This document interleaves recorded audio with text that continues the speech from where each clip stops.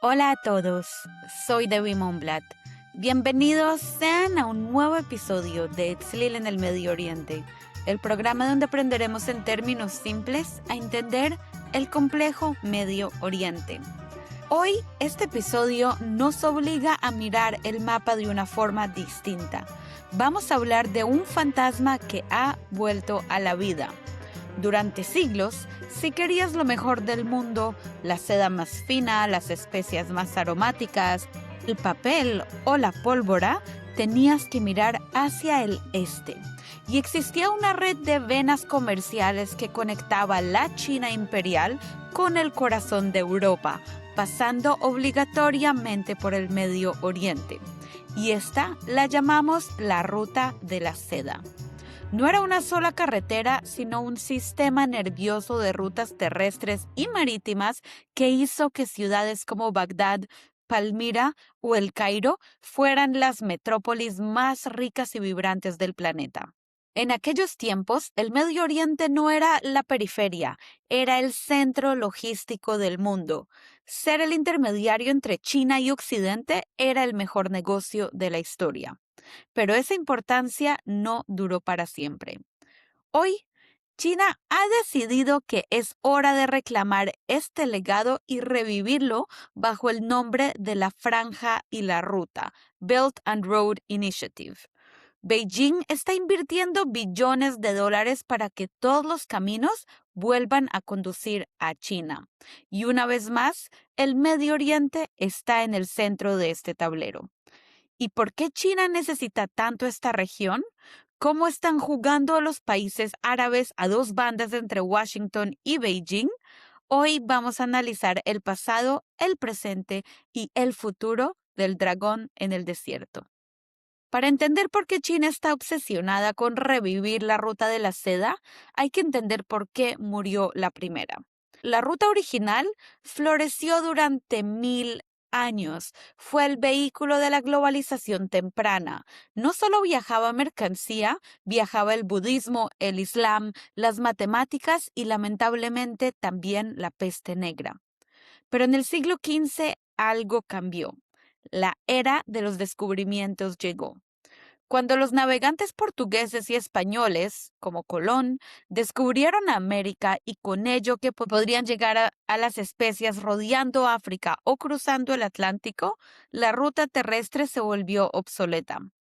¿Para qué pagarle impuestos a 10 imperios diferentes en el Medio Oriente y arriesgarte a que te asalten en el desierto si puedes subirlo todo a un barco y llevarlo directo a Lisboa o a Londres? El océano reemplazó al camello. El poder se movió del Mediterráneo al Atlántico y el Medio Oriente, que había sido el gran centro de intercambio del mundo, se convirtió en un obstáculo o en una zona de paso que las potencias europeas terminaron colonizando. ¿Y para qué revivir esta red de rutas ahora? China ya no es el país pobre y aislado de hace 50 años. Es la fábrica del mundo y tiene un problema. Casi todo lo que exporta pasa por el estrecho de Malaca, un punto en el Pacífico que Estados Unidos podría bloquear fácilmente en caso de conflicto.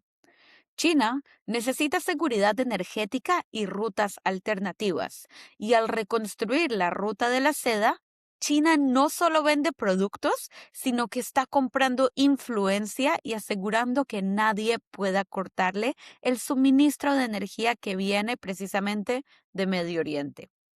China y el mundo árabe no son extraños. Su relación es mucho más antigua que la de los Estados Unidos con la región. Si miramos atrás, podemos recordar la batalla de Talas en el año 751. El ejército de la dinastía Tang y el califato Abbasi se enfrentaron en el centro de Asia. En esa oportunidad, los árabes ganaron, pero el resultado más importante no fue militar, sino que capturaron a artesanos chinos que conocían el secreto de la fabricación del papel. Y gracias a ese encuentro en la ruta, el conocimiento del papel empezó a fluir hacia Bagdad y de ahí hacia Europa. En la era más moderna, durante el Imperio Otomano, la relación se enfrió un poco entre China y el mundo árabe, porque el comercio marítimo europeo dominaba todo. Pero tras la caída del imperio y la llegada del siglo XX, China e Irán, o China y Arabia Saudita, se miraban de lejos como naciones que intentaban salir del yugo colonial. Y luego llegó el gran salto. La influencia de China empieza a dispararse drásticamente a partir del año 2000. ¿Por qué? Porque China entró en la Organización Mundial del Comercio y su sed de petróleo se volvió insaciable. Pasaron de ser un actor curioso a ser el principal socio comercial de casi todos los países de Medio Oriente, superando a Estados Unidos en volumen de intercambio. Y aquí es donde el dinero habla. Vamos a recorrer los puntos claves de la inversión china hoy en día. Hablemos ahora de la joya de la corona en la estrategia China en Medio Oriente, Arabia Saudita. Durante décadas, la relación entre Riad y el mundo exterior se resumía en una sola frase: seguridad por petróleo.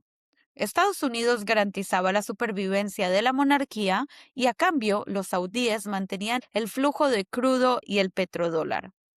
Pero este contrato se está rompiendo y China ha llegado con un nuevo contrato, mucho más amplio y para los saudíes mucho más atractivos.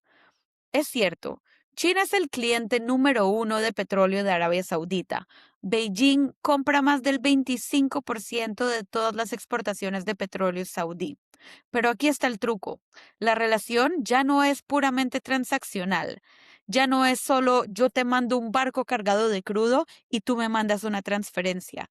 Ahora es una integración total. La petrolera estatal Amarco está invirtiendo miles de millones de dólares en construir refinerías gigantescas dentro de China. Y al mismo tiempo, empresas chinas como Sinopec están operando en el suelo saudí. Están entrelazando sus economías de tal forma que si a uno le va mal, al otro también. Además, Arabia Saudita ha entendido que el mundo va hacia la transición energética y ¿quién lidera la fabricación de paneles solares y tecnología de hidrógeno verde? China. Riad está usando tecnología china para intentar dejar de depender del petróleo en el futuro. Y para entender esta relación aún más, hay que entender el sueño de Mohammed bin Salman, MBS, el príncipe heredero de la corona saudí. La Visión 2030. Este es un plan masivo para transformar Arabia Saudita en una potencia logística y turística. Y para construir ciudades enteras donde antes solo había arena, Mohammed bin Salman necesita una velocidad y una escala que solo China puede ofrecer. El ejemplo perfecto es el tren de alta velocidad Haramain. China construyó la línea ferroviaria que une las ciudades santas de Meca y Medina. Es un tren que atraviesa el desierto a 300 kilómetros por hora, transportando a millones de peregrinos en la época del Hajj. Para los saudíes, ver tecnología china moviendo a sus ciudadanos en su rito más sagrado fue un cambio psicológico brutal. Fue la prueba de que ya no necesitan a Occidente para las grandes obras.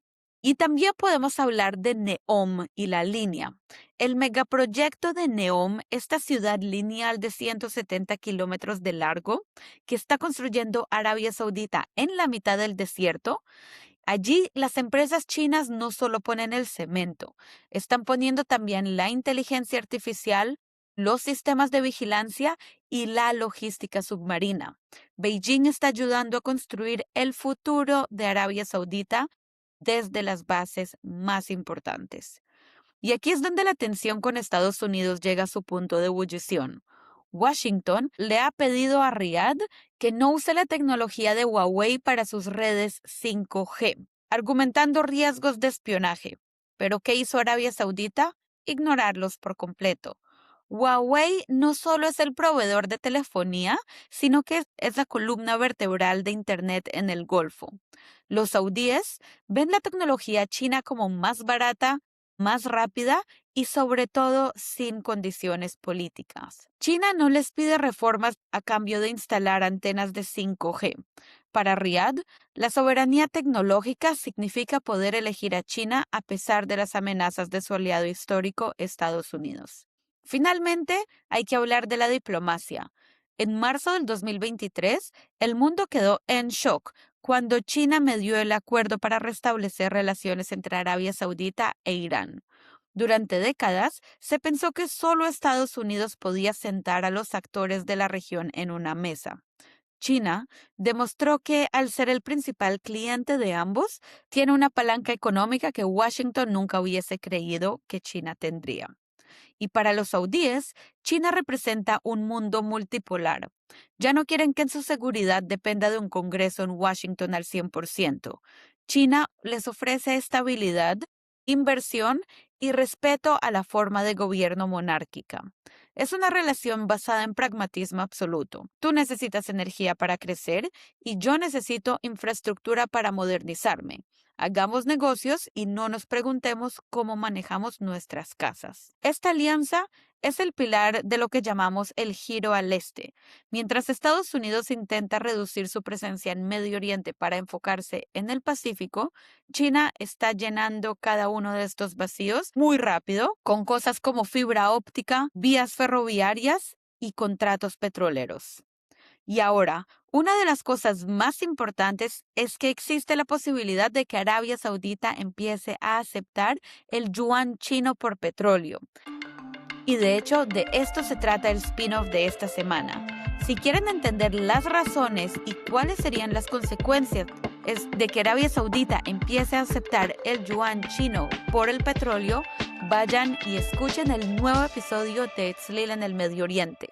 Ya tenemos mucha gente nueva escuchando nuestros spin-offs, así que si quieren ser también parte de esta comunidad exclusiva, inscríbanse por $7 al mes usando el link que les dejo en la descripción abajo.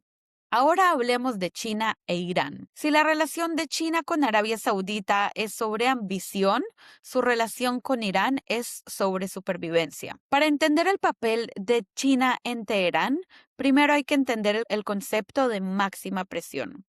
Durante años, Estados Unidos ha intentado asfixiar la economía iraní mediante el sistema de sanciones más complejo y agresivo de la historia moderna. El objetivo era simple: aislar a Irán hasta que su economía colapsara para que así no construyera un arma nuclear. Pero el plan no contaba con un factor clave: el pragmatismo de Beijing. Mientras el resto del mundo, incluyendo empresas de Europa y Japón, huía de Irán por miedo a las represalias de Washington, China decidió quedarse. Pero no lo hizo por caridad o por ser amigos de los ayatolas, sino que China se convirtió en el comprador de última instancia del petróleo iraní. ¿Y cómo compran petróleo iraní sin que Estados Unidos los bloquee? Aquí entramos en el mundo de las finanzas fantasma. China usa bancos rurales pequeños que no tienen negocios en Estados Unidos y por lo tanto no temen a las sanciones para procesar los pagos. Además, el petróleo iraní viaja mucho en la llamada flota fantasma, barcos que apagan sus transportadores de GPS cambiando de bandera en la mitad del océano o transfieren el crudo de un barco a otro en aguas internacionales para ocultar su origen. Para China, esto tiene un beneficio enorme. Como el petróleo iraní es ilegal en el mercado global, Teherán se lo vende a Beijing con descuentos masivos porque no tiene a quién más vendérselo. China está alimentando su industria con petróleo barato gracias, irónicamente, a las sanciones estadounidenses. Y en marzo del año 2021, ambos países firmaron el Acuerdo de Cooperación Estratégica Integral. Es un documento que proyecta una inversión china de hasta $4.000 millones en Irán durante un cuarto de siglo. China se compromete a modernizar la infraestructura petrolera de Irán, construir redes ferroviarias, desarrollar puertos energéticos y, lo más sensible, colaborar en inteligencia y ciberseguridad. Este acuerdo es tan grande que generó una tormenta política dentro de Irán. De hecho, muchos iraníes, incluso dentro del sistema, temen que el país esté pasando de ser una colonia de Occidente en el pasado a ser una sucursal de China en el futuro. Y hay una frase que se escucha mucho en los pasillos en Teherán: vendimos el país a los comunistas para que no nos lo quitaran los imperialistas. Pero para el líder supremo y los guardianes de la revolución, China no es una opción, sino que es el único oxígeno que les queda. China no solo ha rescatado la economía iraní, sino que también le ha dado un hogar diplomático. Bajo el ala de Beijing, Irán ha logrado entrar a la Organización de Cooperación de Shanghái y recientemente a los BRICS también. Y esto es un golpe psicológico brutal contra la política de aislamiento de Washington. Al incluir a Irán en estos foros, China le está diciendo al mundo que el orden internacional ya no lo dicta solo el G7. Ahora existe un bloque alternativo donde Irán es un actor legítimo. Y esto le da a Teherán una sensación de profundidad estratégica. La idea de que no importa cuánto presione el Occidente, siempre habrá un mercado y un foro político del Este es lo que mantiene hoy en día a Irán. Pero cuidado, la relación no es perfecta. China es un socio difícil. Beijing no tiene interés en que Irán tenga la bomba atómica, porque esto desestabilizaría su comercio, pero tampoco quiere que el régimen caiga. China juega un equilibrio maestro. Mantiene a Irán lo suficientemente fuerte para resistir a Estados Unidos, pero lo suficientemente dependiente para seguir las órdenes de Beijing. Y un ejemplo claro de esto fue la mediación de China entre Irán y Arabia Saudita en el 2023. China le dijo a Teherán, si quieres que siga invirtiendo y comprando tu petróleo, tienes que dejar de atacar a la infraestructura de mis otros socios en el Golfo como lo son Arabia Saudita. Irán aceptó porque no tiene a nadie más a quien recurrir. Y China no busca exportar su ideología a Irán, busca asegurar energía barata y un aliado que mantenga ocupado a Estados Unidos en el Medio Oriente. Para Irán, China es el puente que les permite cruzar el abismo de las sanciones, aunque el precio del peaje sea entregar gran parte de su soberanía económica a China. Y ahora hablemos de Egipto y China. Si Arabia Saudita es la billetera e Irán es el aliado del petróleo barato, Egipto es la puerta física de China hacia Europa. China no se ha limitado a mirar el canal del Suez, se ha instalado en él. Han creado lo que se conoce como la Zona de Cooperación Económica y Comercial TEDA-Suez. Es especialmente una ciudad industrial china en suelo egipcio. ¿Y por qué esto es brillante? Porque al ensamblar sus productos desde electrodomésticos hasta fibra óptica dentro de Egipto, China logra algo que desde Beijing es imposible: saltarse los aranceles y las barreras comerciales. Un producto que sale desde la zona de Egipto lleva el sello de Hecho en Egipto, lo que le da acceso preferencial para los mercados de la Unión Europea, África y los Estados Unidos gracias a los tratados comerciales que tiene el Cairo. China está usando a Egipto como su fábrica de vanguardia para conquistar Occidente desde adentro. Pero la influencia no termina en el canal del Suez.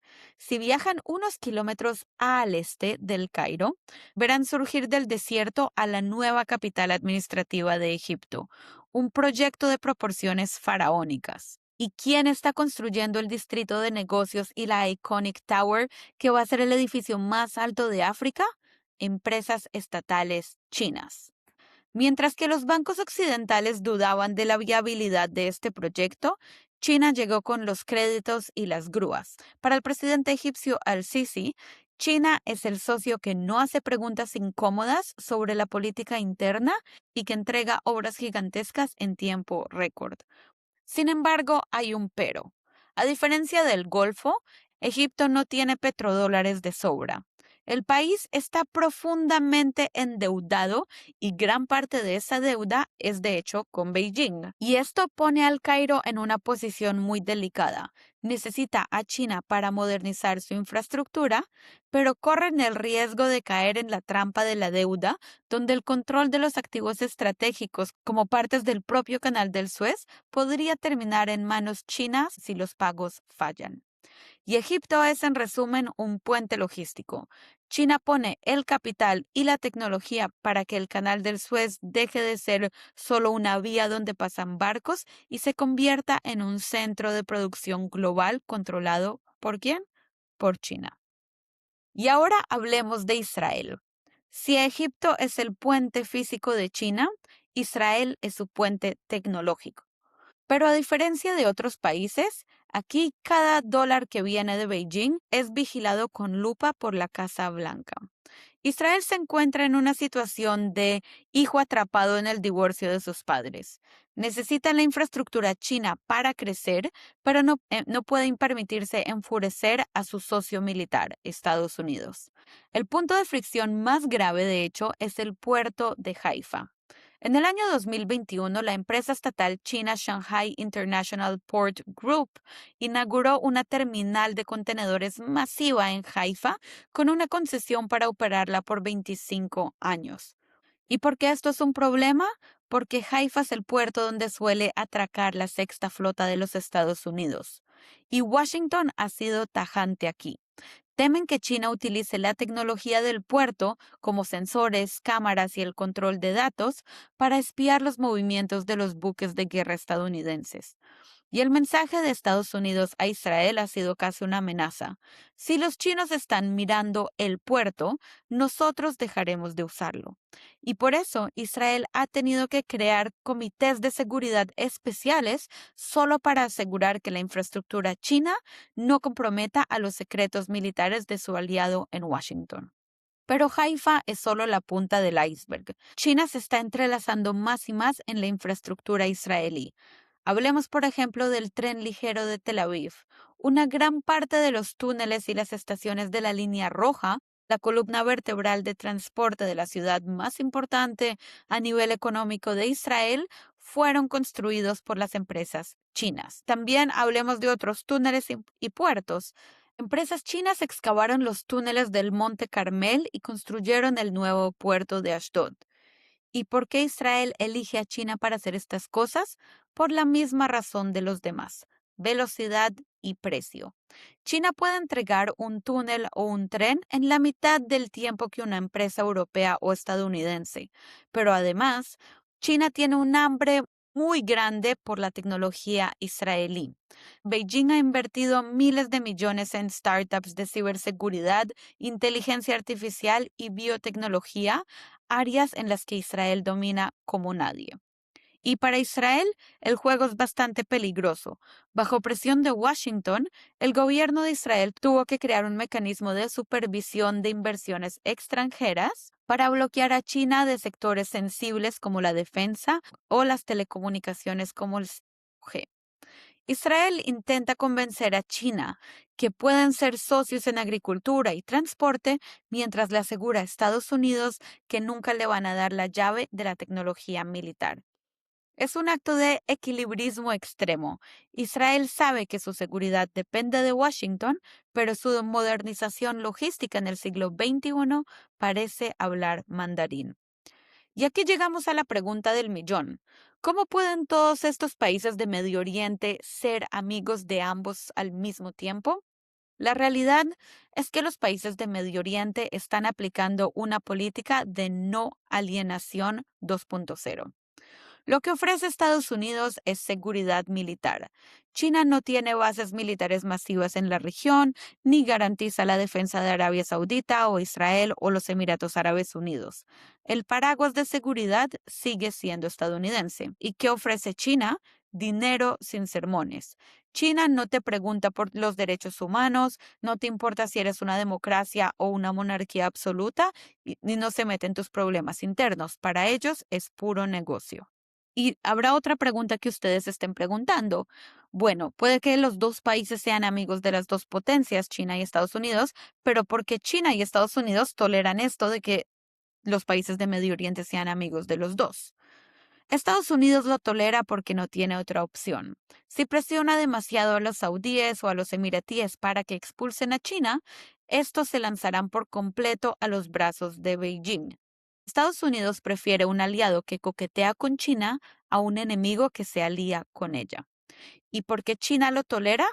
Porque le conviene que Estados Unidos pague la cuenta de seguridad.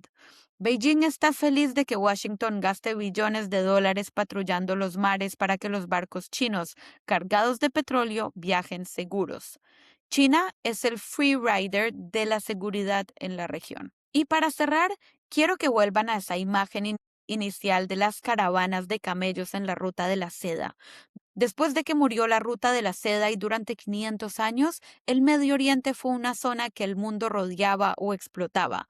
Pero con la nueva Ruta de la Seda, que ahora se ve en las inversiones chinas por donde pasaba esta ruta, la región está volviendo a su lugar histórico, el puente entre mundos. El éxito de China en la región nos dice algo profundo. El siglo XXI no va a ser un siglo de o conmigo o contra mí. Va a ser el siglo de los países que saben jugar en ambos tableros. El Medio Oriente ha aprendido que no necesita elegir entre un iPhone y un Huawei.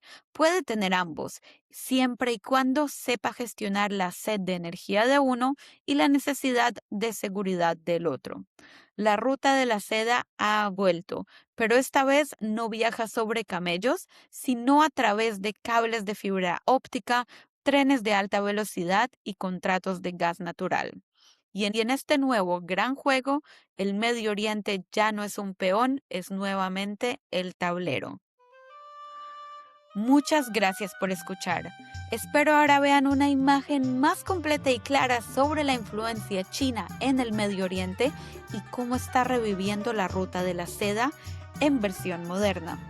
Recuerden que si quieren escuchar el spin-off de esta semana sobre por qué Arabia Saudita está pensando en recibir el yuan chino como pago por el petróleo y cuáles son las consecuencias de esto, y si quieren apoyar al podcast, vayan e inscríbanse a nuestra comunidad exclusiva Etzlil Spin-off en el link del episodio por solo $7 al mes. Espero que tengan una excelente semana y nos vemos en la próxima.